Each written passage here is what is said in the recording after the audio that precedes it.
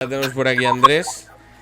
Muy buenas. Andrés, ¿qué tal? ¿Cómo estamos? Hostia, voy a bajarte un poco porque creo que estás muy alto. Vale, vale. Vale. Perfecto, no, pero ya lo manejo yo de aquí. ¿Qué tal? ¿Cómo estás? Pues bien, aquí pasando un poco el verano. Pues ando un poco de calor, ¿no? Sí, sí, sí, sí. Estamos todos aquí fuertes. Bueno, para los que no sepan, bueno, ya lo comento un poco al principio, pero para los que no sepan un poco por qué razón está aquí Andrés Santa Fe, es porque ha hecho un magnífico reportaje, La carrasca que se secará, y vamos a charlar un poquito de ello. Pero antes de que yo te presente, porque a nosotros no nos gusta presentarnos, no nos gusta presentar porque hay veces que decimos cosas que la otra persona igual no quiere que digamos o tal, entonces casi mejor que siempre arrancamos con la misma pregunta, que es un poco que te presentes quién eres, Andrés, y cómo te has dado a esto de escribir reportajes como este tan majo de Carrasca que se secará, que a mí me ha gustado mucho. Bueno, pues lo primero, muchas gracias. Pues mira, yo vengo de Binefar, de la zona oriental de Huesca, para los que no lo sepan, en la litera. Y bueno, yo estudié Historia y Periodismo en Madrid, este ha sido mi último año.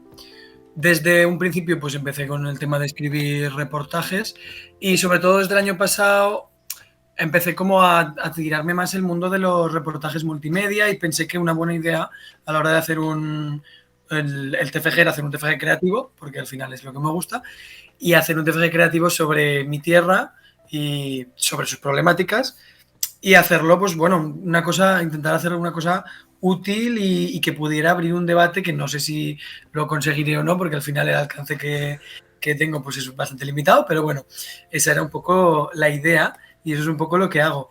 También, pues eso, despoblación, ¿no? Sostenibilidad, crisis climática eran temas que a mí me interesaban y me interesan mucho a día de hoy y pienso que yo también estoy bastante contento con el resultado final, aun con sus muchas mejoras. Seguramente lo veré de aquí a unos años y diré que esto es una chapuza de principiante, pero sí. Bueno, eso siempre pasa. Nosotros cuando yo no lo hago mucho, pero a veces practico el ejercicio de escucharnos cuando arrancamos haciendo esto. Y sí, me muero de la vergüenza generalmente.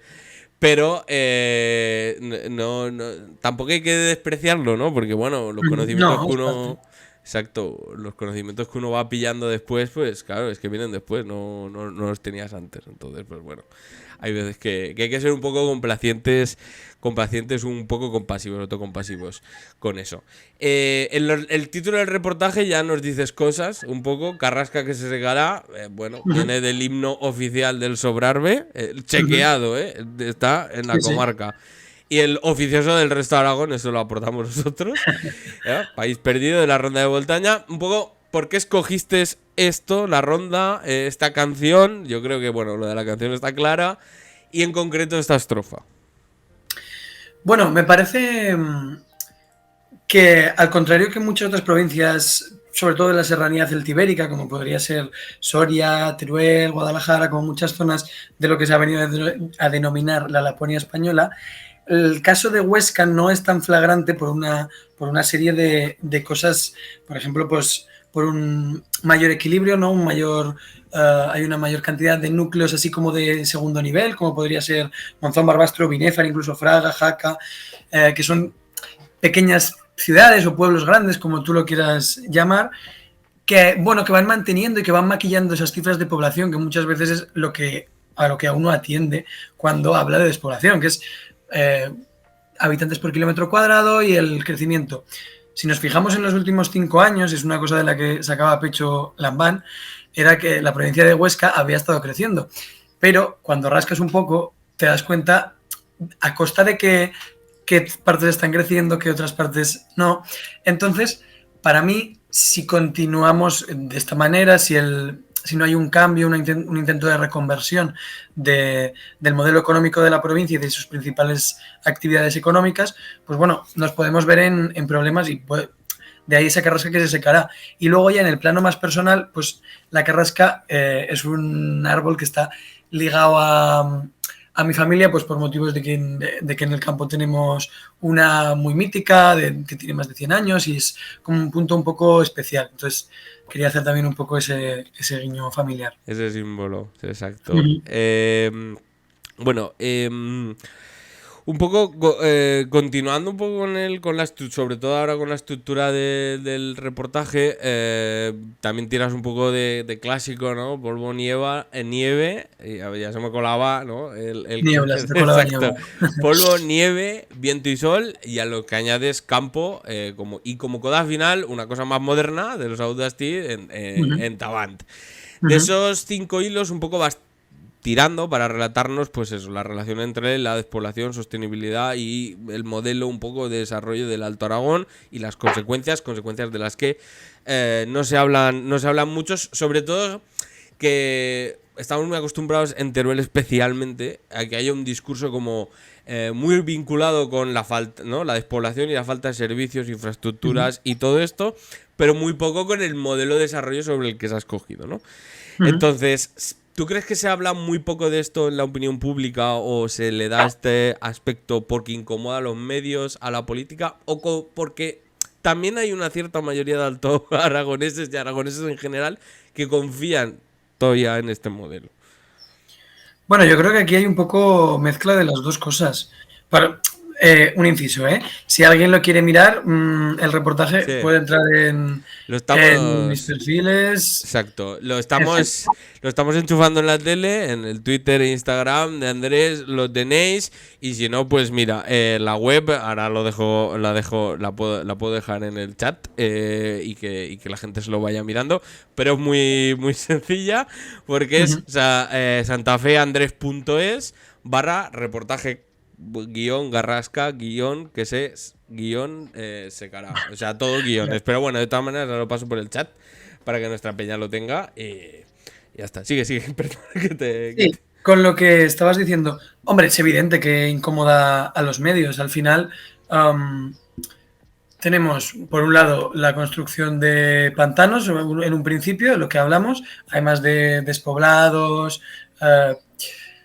Pero bueno, lo que decías tú y me preguntabas sobre este modelo, yo un poco lo que quería decir también es que he buscado precisamente hablar del modelo porque yo quería que fuese una cosa bastante universalizable y que la gente y que pudiera ser útil, volviendo a lo que decía antes. Y es que me parecía mucho más interesante hablar de esto que hablar de tópicos, por ejemplo, hablar de Jánovas, es muy interesante, ¿no? La historia de Jánovas la conocemos todos, es muy mediática. Y lo mismo ocurre cuando hablamos de, no lo sé, de repoblación, podría parecer algo parecido, de repoblados como, pues, si eso de Jaca, Ineto. Para mí esos son ejemplos que, sin quitarle su importancia, no responden a la mayor parte de estas problemáticas que vemos, yo creo, en la mayoría de pueblos. Por ejemplo, en Binefar, ¿qué tenemos? Pues tenemos varios macromataderos. Alrededor grandes explotaciones de ganadería intensiva. Entonces, pues a mí me viene un poco a preguntarme si esto de verdad es sostenible y si de verdad es útil. Respondiendo un poco más a tu pregunta, yo pienso que mucha gente o bastante gente considera que esto es un modelo, bueno, que nos puede servir, sí, ¿por qué no? A veces peco un poco de idealista y de pensar que la gente hace las cosas por interés común y no por interés propio, incluidos los políticos, fíjate, ¿eh? Entonces, yo a veces, yo sigo manteniendo un poco de fe. Sí que es cierto que en el caso de la nieve, por ejemplo, considero que es una omisión total de responsabilidades y es una huida hacia adelante y tiene mucho que ver con malversaciones y con, presuntamente, por supuesto, y con muchos intereses secundarios y que no se ven. Y bueno, creo que los vínculos que había entre Aramón, diputaciones, instituciones aragonesas, creo que eso está más que demostrado.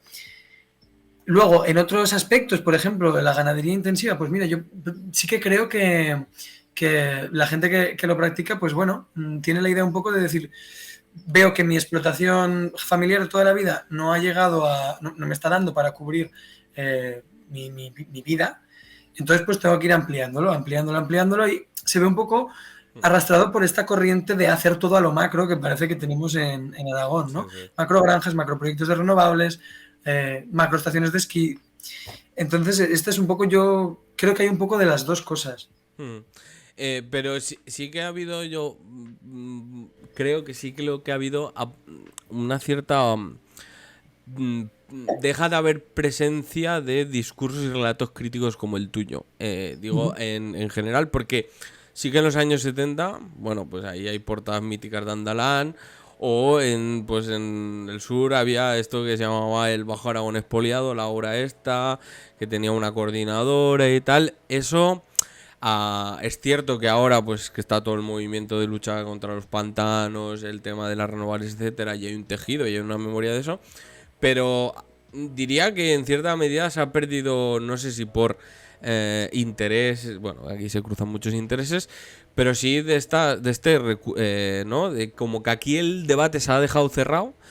No hay posible crítica, ¿no? Y pues en aquella época, ¿no? Donde la autonomía se estaba construyendo, sí que había un cierto debate de esto, ¿no? Y que eso parece que está cerrado. Y no sé si ves de alguna manera que con todos estos movimientos que tú, luego hablaremos de cada uno en particular de ellos, que un poco, pues por ejemplo con las renovables que se está viniendo un poco la cosa arriba, no sé si ves que esos, ¿no? Ese relato también de cuestionamiento del modelo que hacen muchos, va a volver de nuevo a lucir de alguna manera o a ser parte también de la discusión pública. Yo me considero un poco de los que siempre vemos el vaso medio vacío. Entonces, en estas cosas, creo que son momentos políticos muy diferentes. Me parece complicado que haya una oposición ni parecida. ¿Que se está construyendo ahora, se está intentando? Sí, pero creo que faltan muchas cosas. También falta... bueno, el tema de que en Aragón estemos tan disgregados hace muy difícil que movimientos políticos puedan tener ningún tipo de calado ni de recorrido, incluso en las mismas provincias. Es que imagínate tú que intentas juntar a los que nombró en el reportaje, en el caso de las renovables, es la gente del Valle de la Fueva y de los Monegros. Pues hombre, tampoco lo tienen fácil, porque tienen un rato de un sitio a otro. Y esto, pues desde mi punto de vista, sí que condiciona todo mucho y condiciona la construcción de todas las oposiciones. No es imposible, está clarísimo, pero bueno, creo que la no existencia o la existencia en lugares un poco marginales de los partidos aragonesistas y su adopción de algunas posturas, pues digamos, cuestionables, también hacen mucho daño a esto. Entonces, bueno, podría ser que sí. De hecho, soy consciente de algunas organizaciones incipientes que se están intentando crear, que sean como una especie de coordinadoras en las que se agrupen muchas luchas que podríamos denominar en defensa del territorio, pero veremos hasta dónde podemos llegar. También porque lo que comentábamos antes, el silencio mediático con respecto a todas estas cuestiones, pues es que es prácticamente total. Entonces, es muy complicado si nadie se entera de que estás haciendo ruido, que ese ruido realmente sirva para nada. Trato que de alguien te pille el ruido de alguna manera. Vamos un poco a desgranar el reportaje. Lo vehiculizas a través fundamentalmente de testimonios, que yo creo que es muy importante porque hay veces que se dan muchos datos así en general, entonces claro, si el dato no tiene un contexto y no se aterriza a realidades, pues vale, bien. No, por ejemplo, cuando se dice, no, en Aragón hay no sé cuántos tocinos por habitante. A ver, si dices que hay más tocinos que habitantes, pues claro, ¿no? O sea, es el tema de la información, ¿no? El primero que abres es con la despoblación, ¿no? Y ahí pues hablas de un gran trauma de los años 70 en el Alto Aragón. Un poco que, ¿no? Para tirar unas pinceladas, ¿qué proceso generó ese gran trauma de los años 70 y qué te has encontrado un poco al hablar con la gente de ese proceso? ¿Qué lo generó? Pues mira, principalmente lo que me han explicado tanto los habitantes como un poco viendo, porque es que dentro de ese reportaje también hay una parte que es un mapa de despoblado de todo el Alto Aragón, que aparecen recopilados casi todos. Esto es un trabajo previo que ya hice el año pasado, creo que fue. Y esto lo baso todo en las investigaciones de Cristian Laglera, que es un historiador que no sé si es historiador, pero bueno, es un investigador que se ha pateado todo el Alto Aragón de arriba abajo. Por cierto, también aparece entrevistado. Entonces, yo lo que creo que es principalmente, a lo mejor, Cristian Laglera lo cifraría en un 80%. En un 80% de los pueblos del Alto Aragón, esto se debe principalmente a la falta de servicios más básicos, luz, agua, comunicaciones, y a la dureza de la vida. Y luego, pues también en otro porcentaje más bajo sería el tema de pantanos, ya directos e indirectos, las afectaciones que tuvieron los habitantes de estas zonas. Entonces, yo creo que lo que te encuentras es que esto no le puede pasar a mucha gente, ¿no? El decir, jo, qué pena, ¿no? Los despoblados, qué pena que se caen las casas, que se pierde el patrimonio, que se pierden las lenguas, porque pues todos estos habitantes se tienen que ir a zonas más bajas, ¿no? A zonas en las que Domina el castellano. las lenguas aragonesas no estaban tan presentes. Pero claro, es que es lo que me comentaban Joaquín y Teresa. Era una pena vivir como se vivía y era realmente indigno. Entonces, claro, hay muchas poblaciones que una vez llega el capitalismo, digamos, esto según lo recoge Luis del Romero en sus investigaciones, que estoy seguro de que lo conocerás. Sí, ha pasado por aquí, de hecho, ha venido alguna vez. Sí, sí, sí. Pues claro, este modelo que tenían ellos de una economía, digamos, de subsistencia o de casi una especie de autarquía que les permitía a pequeña escala familiar, ir sobreviviendo, pues bueno, esto es cuando empiezan a integrarse dentro de una economía más grande, y eso que aún así eran pueblos que seguían manteniendo su economía municipal, entre comillas, digamos, su economía local. Pues bueno, es eso, la vida se hace prácticamente insostenible y pues por eso se cierran las casas en un periodo de unos 10 años. También tiene que ver mucho el efecto llamada, ¿no? Hostia, que han dicho los de la otra casa que se vive mejor en Barbastro, pues vamos a bajar para Barbastro. Claro. Esto... Sí, sí. No, y ahí a mí la cifra de ser el territorio del Estado español con más pueblos despoblados la desconocía, ¿eh? Seguramente es una cifra muy conocida, más de 300. A mí me dejó un poco loco, la verdad. Y no sé si crees que hay más memoria y dignidad que lo que algunos pretenden que sea un olvido sistemático de todo esto. Porque claro, el tema de los pantanos es sintomático. O sea, unificarlo con el tema de despoblación, etcétera, que no es una... No, porque todo lo contrario, se construye el relato de que el pantano, con los regadíos y compañía, va a ser esto, el maná de oro. Pero claro, de esa cara no se habla. No sé si, sobre todo también hay una parte, ¿no?, en la que hablas de la movilización contra Visco Arreres, etcétera. O sea, he encontrado ahí más memoria y dignidad que lo que le deberíamos de pedir a algún representante público. Sí, a ver. Claro, por ejemplo, volviendo a lo que hablábamos antes del caso de Jánovas, sí que ahí hay mucha memoria, mucha dignidad. Pero pienso que en otros, pues no tanto, ¿eh? Que fue una cosa que nos vimos obligados, ¿no?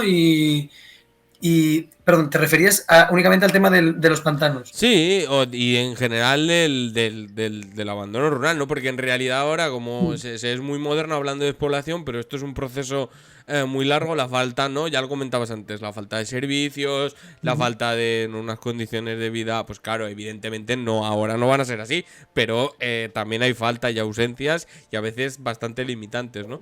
Entonces, no sé si...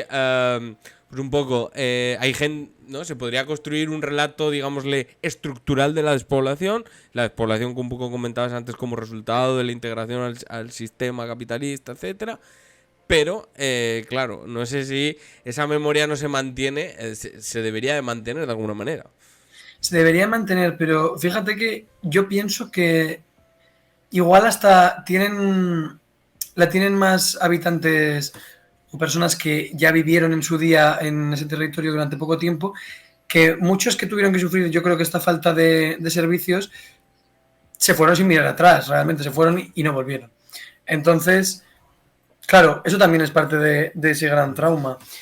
Y en cuanto a esa estructura, ese hilo conductor de la despoblación, hombre, yo creo que estas dos cosas, el tema del sistema capitalista y el tema de los servicios, es que vienen juntas. Es que estamos hablando de que el sistema capitalista es un sistema que, por definición o por dinámicas, pues necesita de concentrar capital y de concentrar población. y esto se hace pues a costa, en una medida, del mundo rural. Entonces, claro, el mundo rural, ¿de qué nos sirve? De sumidero, ¿no? De esas actividades que no queremos, nos provee de servicio, de recursos y de patio de recreo, que esto es exactamente lo que recoge Luis del Romero también en Despoblación y abandono de la España rural. Estos son los 3 usos que le da al mundo rural y creo que es que además en Aragón se ve perfectamente que son así. Pues vamos con el parque de atracciones o el patio de recreo un poco con la nieve. Porque si puede haber un ejemplo más claro de eso, es la nieve, ¿no?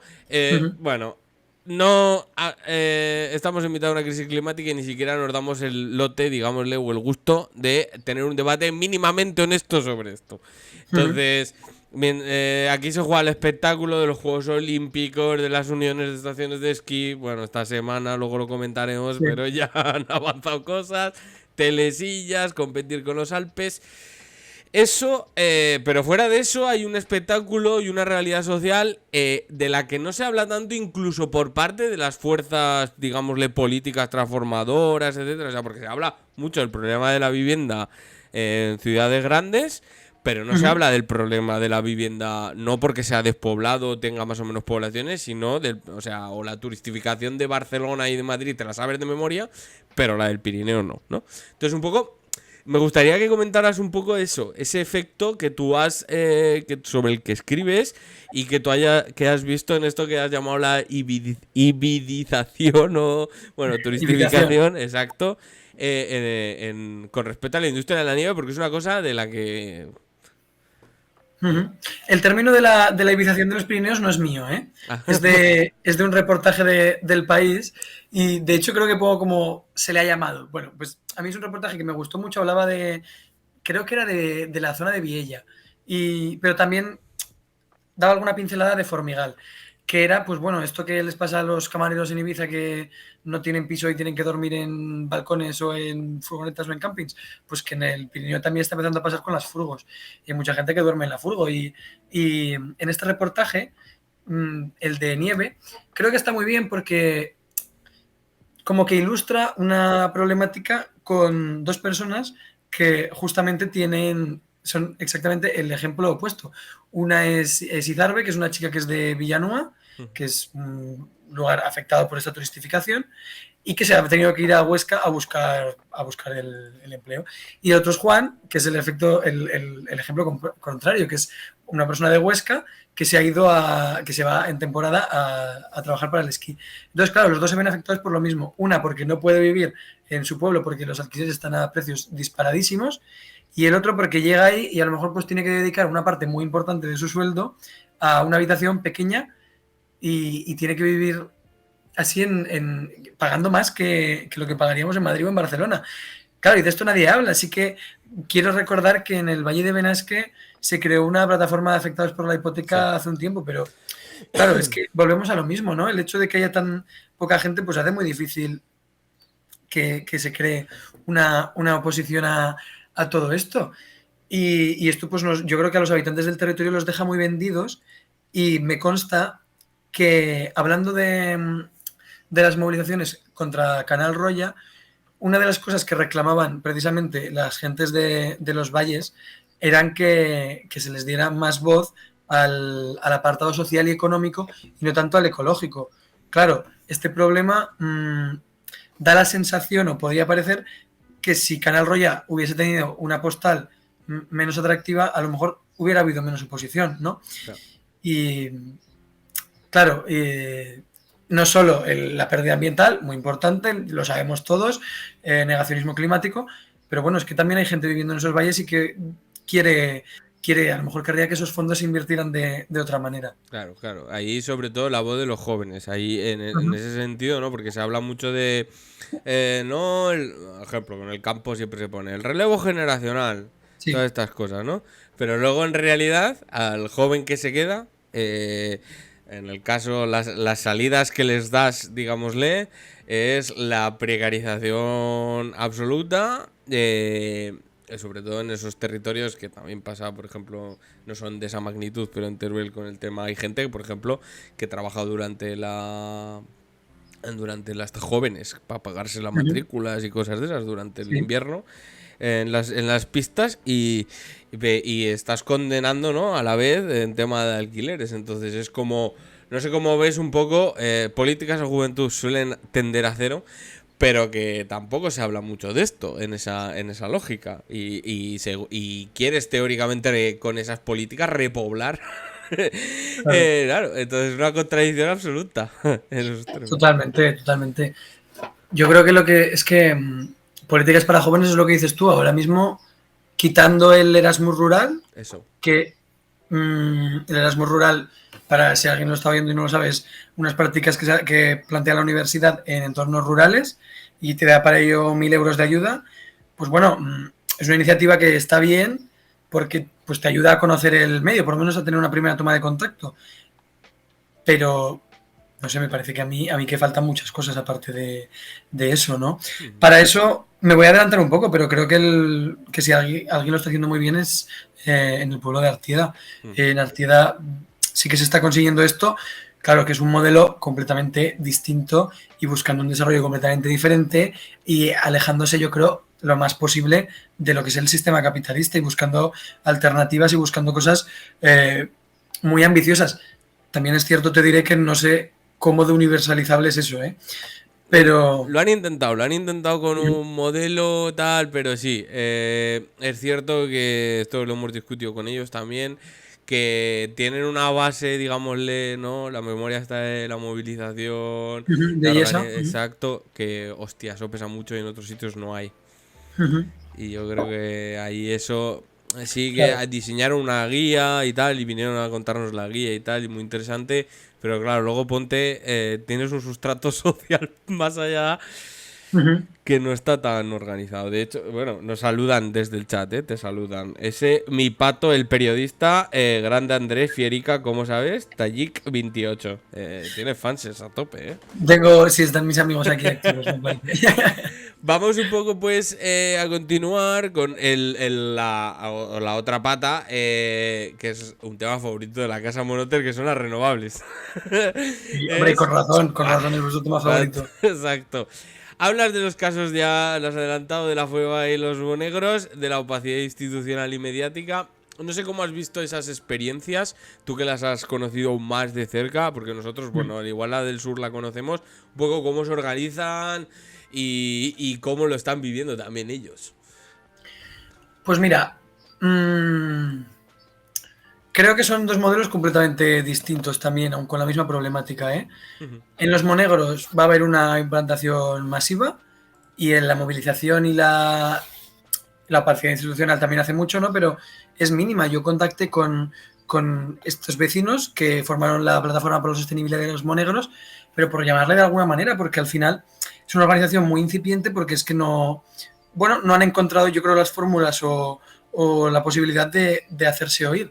En cambio, el caso de la FUEVA es completamente distinto. Ellos lo viven, tienen un sentimiento fobano del valle como muy, muy potente y están bastante organizados. De hecho, tienen un partido que en las elecciones quiero recordar que les fue bastante bien, se llama Por la Fueva. Sí, sí. También pues hacen festivales, han estado en Madrid, han estado en muchos sitios. Y fíjate que creo que aquí también de nuevo tiene que ver el tema del paisaje y de la postal, ¿eh? Mm. Sí, aun teniendo en cuenta que a la gente de los monegros, a la que encontraba que estaba en contra, sí que le tocaba mucho el tema del paisaje, los torrollones, su identidad incluso, pero creo que en la Fueva, ¿no? Que también es un valle que vive un poco más del turismo, tenían ahí tres patas que eran turismo, agricultura y ganadería, pues bueno, creo que aún como que les da incluso más motivos por los que luchar. De hecho, hicieron una encuesta puerta a puerta, que me parece muy importante Hostia. nombrarlo esto. El 85% de la gente estaba en contra. No es que no estuviera a favor, no, es que estaba en contra, ¿eh? Sí, sí, sí. O sea, te puedes imaginar el porcentaje que estaría a favor, que es algo ínfimo. Claro, claro. Bueno, y lo que sí que es verdad que me comentaron en los monegros, el presidente del CEDER y alcalde de Alberola de Tubo, que era Miguel Penella, me comentó, yo le pregunté, le dije, bueno, esto, claro, dejaría dinero en las arcas públicas en tema de impuestos y de concesiones de obras, etcétera. Dije, claro, tú te has planteado a lo mejor si aceptando esto, porque, claro, parece que quiera o no quiera, lo va a tener que aceptar, reinvirtiéndolo en políticas que pudieran ayudar a la sostenibilidad, no sé si en crear comunidades energéticas o tal, podría, entre comillas, entre muchas comillas, ser rentable. Y me dijo, es un cálculo que ni quiero hacer directamente. Para mí es algo tan básico como que no lo quiero ni hacer. Y dije, claro, pues toda la razón, totalmente. Pero la realidad es que los monegros, casi la gente de a pie lo comentaba como, hostia, qué suerte que, ha tocado, que esto es como si te tocara la lotería todos los años. Que supongo que también lo habréis escuchado por allí, por Sí, el sí. sur, Bueno. que todos los años te van a estar dando no sé cuántas cantidades de dinero por tener molinos en tus tierras. Pues bueno, Esto y luz gratis. exacto.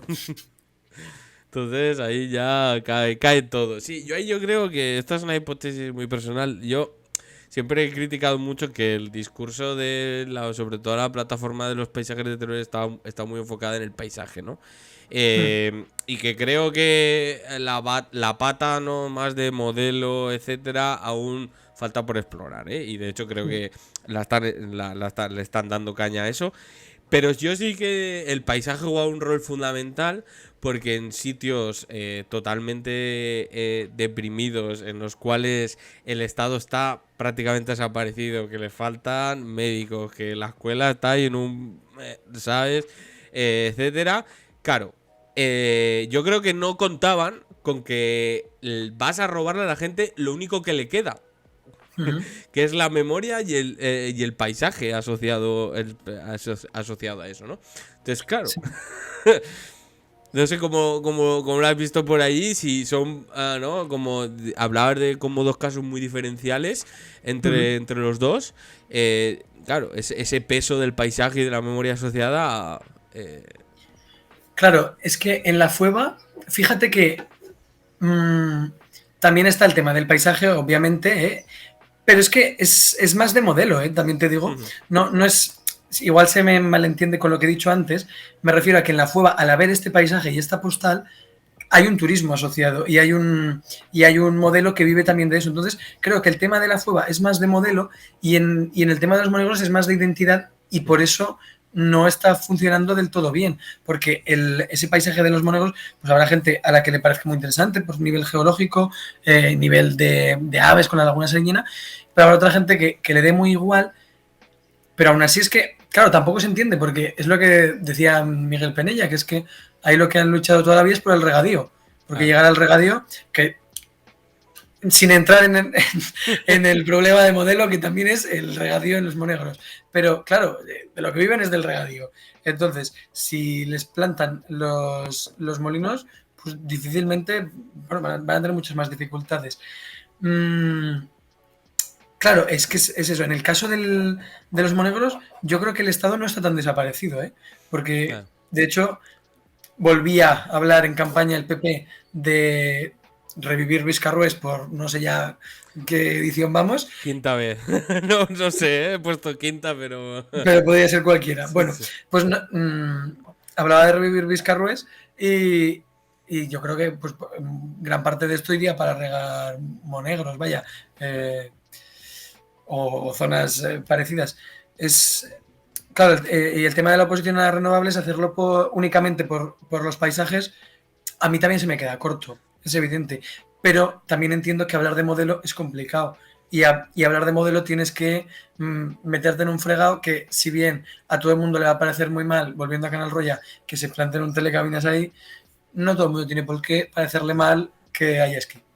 Sí, eso es cierto, eso es cierto. Yo, claro, no es las dimensiones ganadoras de las que habla el personal a veces.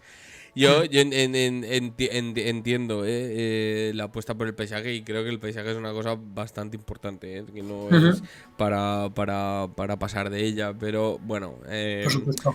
a la hora de la competencia política, pues bueno, es un poco la crítica que yo hacía. De hecho, bueno, pues te continúan lloviendo fanses, Yazka 1313, otro fan por aquí, jaja.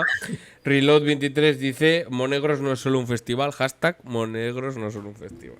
Además hoy, que empieza mañana. Exacto. Hostia, no es lo que contaba yo, es cierto. Yo de eso no sé mucho. Soy de otro tipo de festivales. No, sí, pero por supuesto que Monegros no es un festival, ni muchísimo menos. Si alguien ha querido entender que yo despreciaba el paisaje de Monegros, para nada, que no se piense eso. No, yo creo que no, que lo decían un poco en plan de pues reivindicación. vale. Yo creo que Claro. era en plan de reivindicativo total. Ujú. Bueno, hay otro de los ejes, digámosle, ya vamos un poco llegando al final, son los tocinos. Somos los reyes de los tocinos en Europa y del mundo no, pero casi, si nos dejaran un rato. A ver, aquí hubo mucho engolilamiento cuando el tema de la polémica de Garzón, pero bueno, el Lambanato pues ahí salió ahí muy darse fuerte, nos dio unas tardes twitteras de gloria perfectas, pero luego pues el debate tampoco, ¿no? Sacaron Lady, bueno, al final no ha ido a ningún sitio y tampoco hay una reflexión muy profunda sobre esto, no nos engañemos. Entonces, se está un poco minusvalorando el peligro que supone esto. Porque vamos, hay unos datos que dejas ahí, que ofreces ahí, brutales. Claro, para mí completamente, sí, para mí completamente. Ya no solo por tema de ambiental y por tema de todas las cosas que esto puede conllevar, pero es que estamos hablando de que en muchas zonas estamos jugando toda una carta, en la litera con la agroindustria estamos jugando prácticamente toda una carta. Y sí que es verdad que como que la cantinela de que el cerdo va a pinchar y van a dejar de comprar desde China se lleva escuchando años, pero bueno, es que es algo que realmente puede pasar porque la mayor parte de tocinos que tenemos aquí pues son para exportarlos. Y más allá de eso, pues es que es algo muy perjudicial para las zonas por la cantidad de nitrato que sueltan a la atmósfera, por la contaminación de las aguas. Y luego es que según un informe de Ecologistas en Acción, un 80% de los pueblos que tenían una macrogranja o más no han ganado población, han perdido población. Es que, claro, El estamos hablando, negocio, el negocio arruinante, estamos hablando de una actividad que según estos datos y también según lo que recoge Datadista, es que no está haciendo cumplir su función. Y es algo que cuando hablas con la plataforma de Stop Ganadería Intensiva de Loporzano, que además es pionera, creo, en estas luchas en el Estado español, pues es que te dicen y se explica que a lo mejor con un trabajador y otro a media jornada, pues pueden ir pasando, ¿no? Y claro, y esto comparado con todo el resto del impacto que tiene, pues hostia, te hace pensar que hay fórmulas más efectivas. Es igual que las renovables, es que las renovables tampoco dejan nada de trabajo, tampoco dejan nadie en el territorio. O sea, va a venir un técnico cada X meses y seguramente ese técnico viva en Huesca, por decir algo, o en Teruel, o en donde sea. Entonces, claro, sí, se está, no es que se esté minusvalorando, es que yo creo que se está directamente ignorando todo el problema y el peligro que tiene todo esto. Ahí hacen una maniobra. Cuando estuvo la polémica esta, a mí me hacía mucha gracia porque el Partido Socialista de Turense salía como muy sacando muchas notas de prensa hablando de agricultura familiar. Sí. Que hacen rollo pequeño capitalista, ¿vale? Esta jugada, ¿no? De ser tu propio empresario, claro, con 2, 3 de la familia, bueno, pues eso, de engorde de estas que tienen. Entonces, también juegan con eso y también un poco linkándolo con esto es, claro, eso yo no manejo cifras, pero no debe de ser muy rentable eso, económicamente, no ser un engordador de estos de madres y cosas de estas. No sé hasta qué punto eso les renta económicamente. Pero también, digo un poco en dimensión cultural, esto nos llama la atención porque también somos un país, digámosle, muy de magre y vino. Y como que los tocinicos igual, pues claro, en el plato están muy buenos y en algún sitio se tendrán que criar, ¿no? Sí, yo no lo sé cómo de rentables o no son porque no es un mundo al que pertenezca, pero sí que tengo entendido que las explotaciones de tipo familiar y que normalmente además también pueden ir vinculadas no siempre, pero van vinculadas también al extensivo, hostia, pues tienen muchos problemas y muchas dificultades.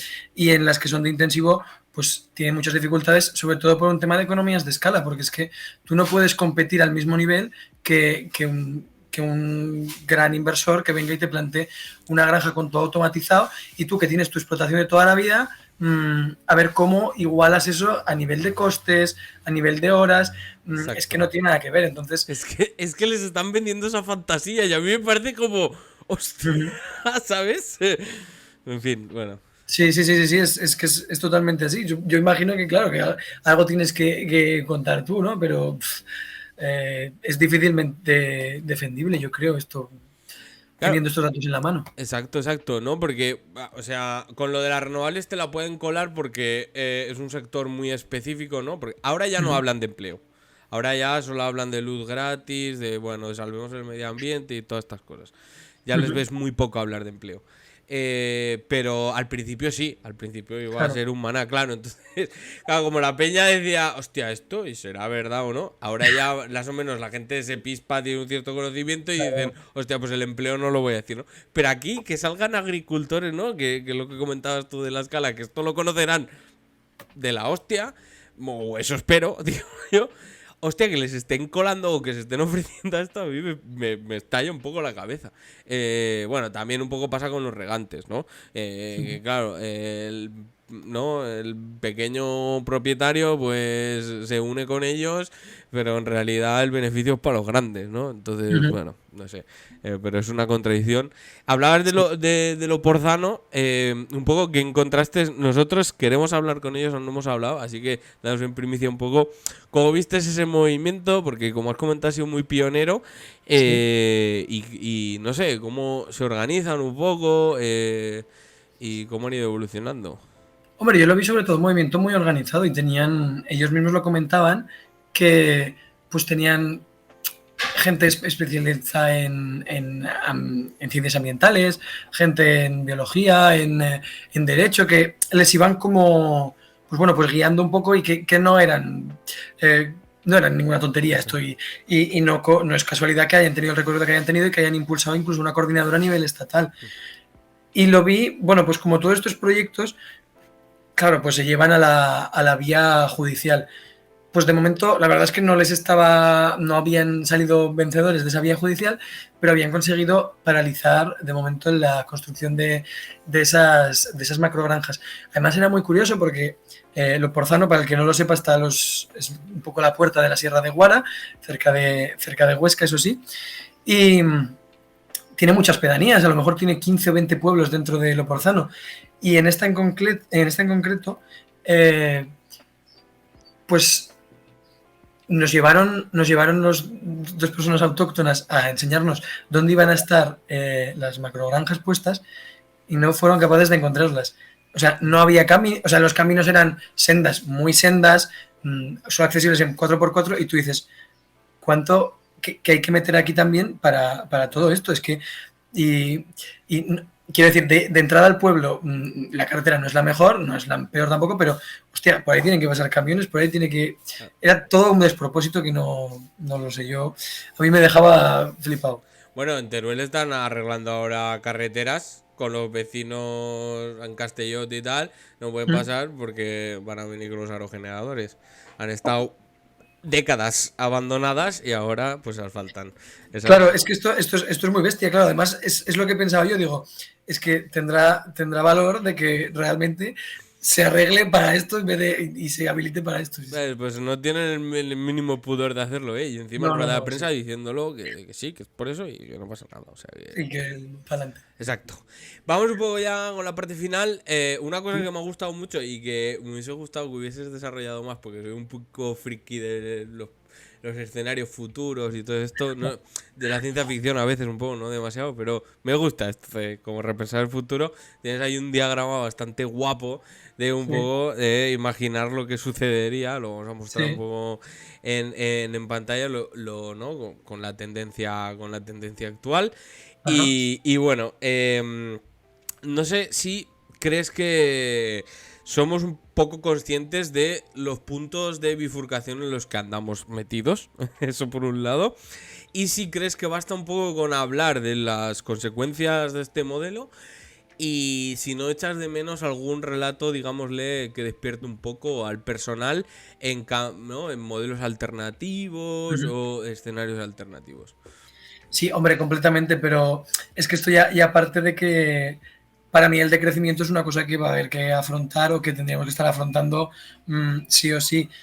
Claro, el no hacerlo y el que nadie se lo plantee y que se plantee justo un escenario mmm, completamente contrario, de huida hacia adelante, pues bueno, hace que cada vez estemos acelerando más hacia el abismo.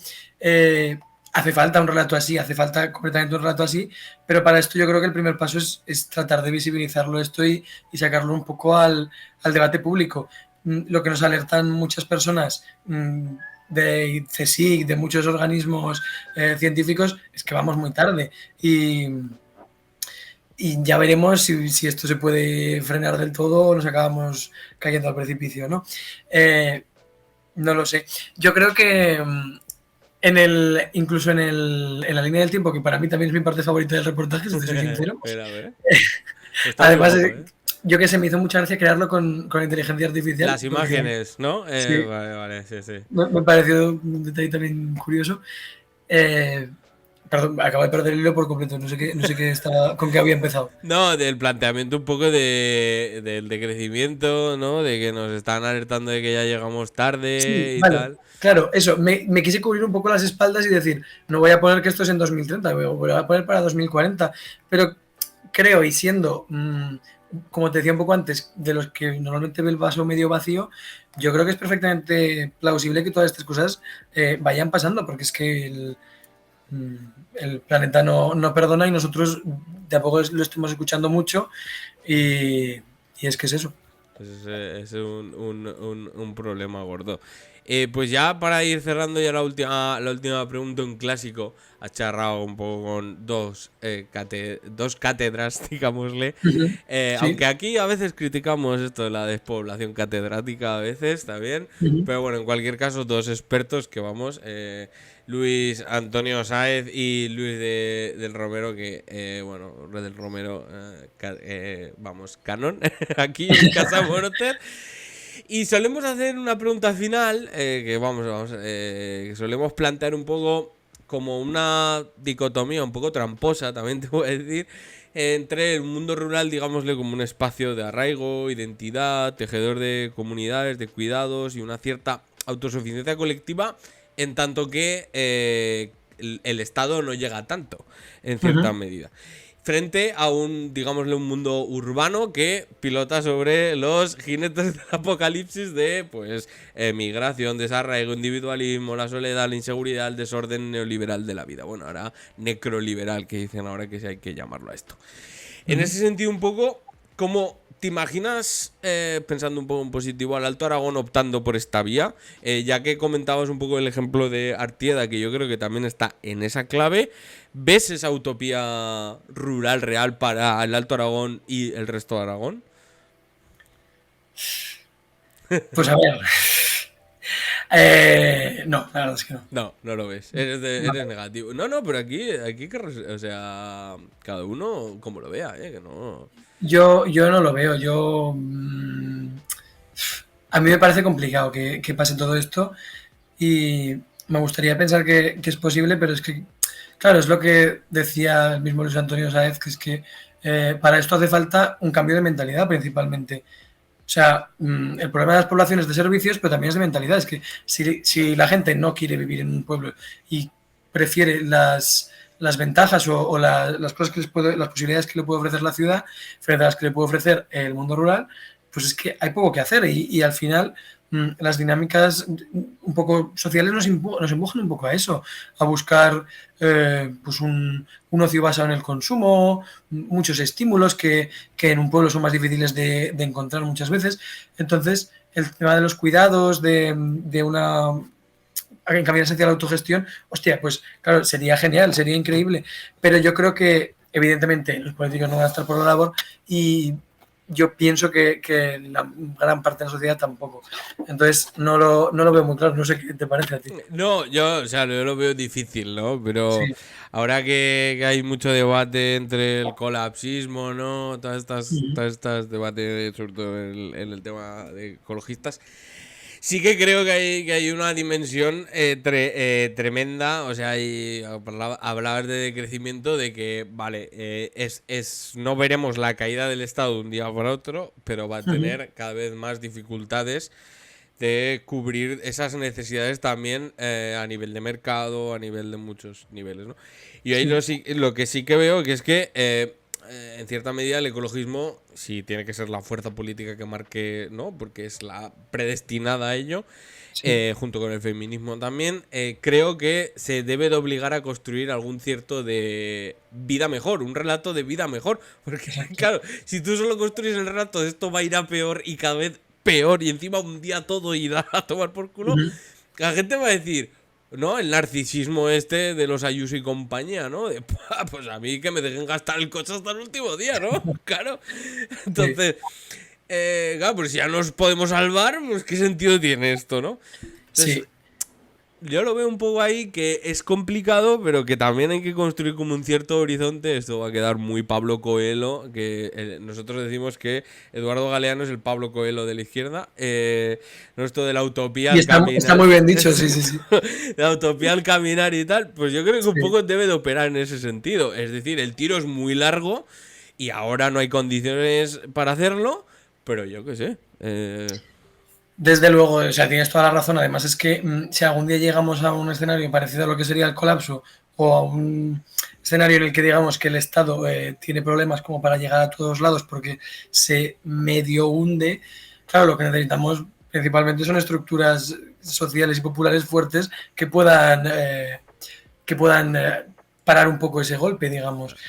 Y para eso también tienes toda la razón, yo creo en que si no construimos un relato en el que precisamente vivamos mejor y nos centremos más en la felicidad y no tanto en números y en consumir, sino en, pues bueno, en la buena vida y en una vida más tranquila en la que tengamos a lo mejor trabajar menos y también consumir menos, que es que de esto va el decrecimiento. Esto son cosas, claro, que para mí también son básicas. Y nos falta un poco dentro de la izquierda, un poco de alegría y de optimismo, yo el primero también. Pero sí que es verdad, sí que es verdad. Nosotros intentamos hacer un poco de salsa aquí, pero bueno, a veces nos sale bien, a veces nos sale mal. Pues nada, muchas gracias Andrés por venir. No sé si querías meter algo más que yo no te he preguntado. Y decir, pues esto lo quería meter y no.